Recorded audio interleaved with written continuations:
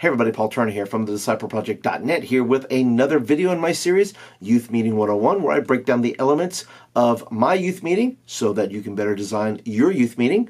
And today is part 3 in my little mini series within this series on the message. Now, you don't have to watch the other 2 videos in this piece here to watch this one, but the links are up there if you'd like to watch parts 1 and 2 about the message. In this video, I want to talk about the reasons why you should use somebody else's curriculum. Now, fair warning, I write my own curriculum.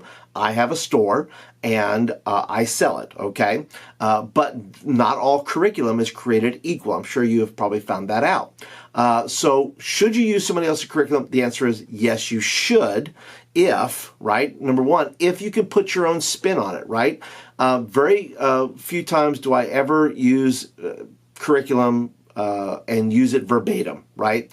I have to say, okay, what is the material here? And is this going to, how do I put my take on it, but also how do I evolve it? Because somebody, if you write your own sermons or messages or curriculum, there's a lot of effort and spirit and personality and all those things put into it. The question is, did the writer put too much of theirs in it to where it doesn't become authentic for you to share with somebody else? So you have to say, how do I then put my own spin on this curriculum to adapt it to where I feel comfortable teaching it because I feel like it's in rhythm with who I am, right?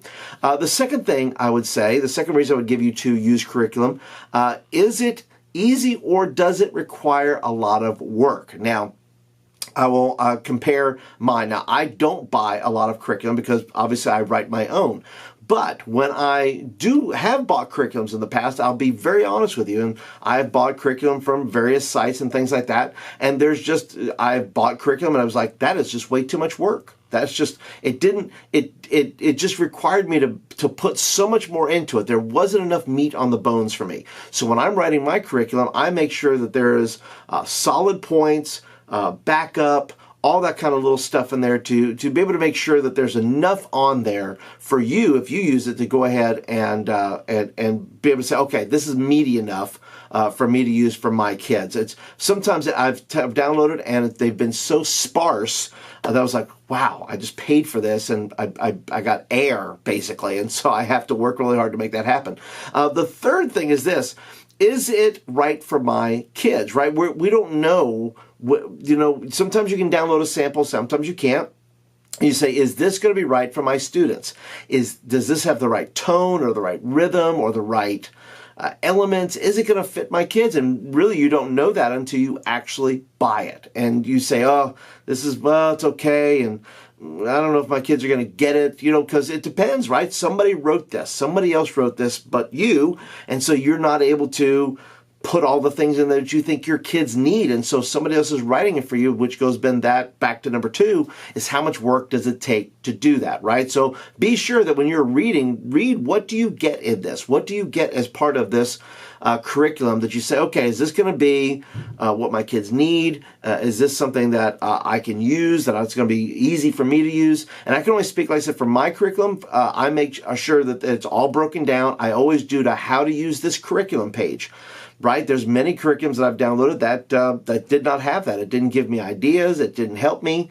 It didn't offer me openers or closers. And those are things that I think are super important when I write a curriculum for you guys, is that I make sure that it has a good opener, a good closer, or several closer ideas, as well as saying, look, there's some bonus stuff, like some worship songs that I think go with it, or bonus games, or follow-up, or small groups are a part of it, whatever it is, because I know I'm writing for various kinds of youth ministries who need various pieces and parts. So, but you have to say, is this the right thing for my group? Is this going to work, right? And, I try to make my curriculum big enough to where any group can use it, cut out any part they want.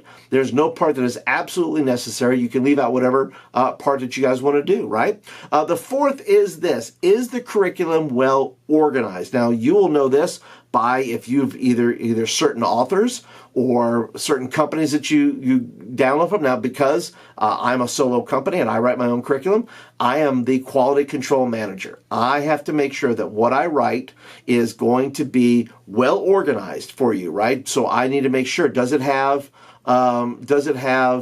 the slides with it? Are the slides organized? Are the notes organized well? Is it broken down in a well understood way that I could read it if I'm bivocational? I don't have a lot of time. Is it broken down to where I can do it, right? That be able to do that. So the only way to measure that is in curriculum that you've purchased. Is it well organized? Is it something that I can follow? Or once again, maybe goes back to number 2, is there a lot of work in this that I have to decipher too much, right?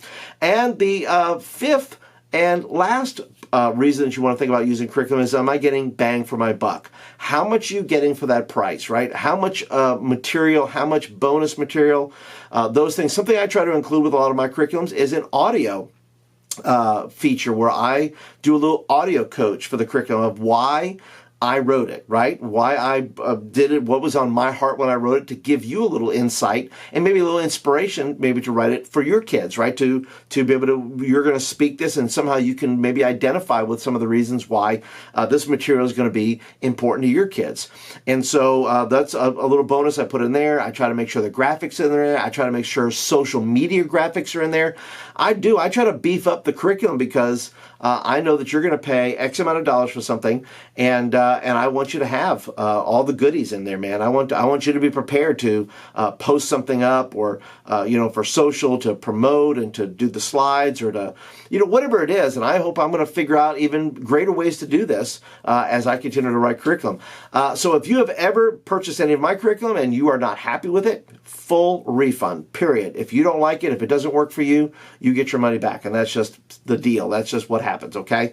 So you don't have any problems with that. So to go back and reiterate the question, should I use someone else's curriculum? I would say yes, if you trust them, and if you feel like the stuff you've used in the past is all these things here.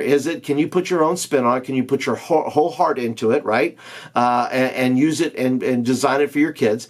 Does it need a lot of work? Right? Do I have to add more to it? Do I have to do some things to it to make it work?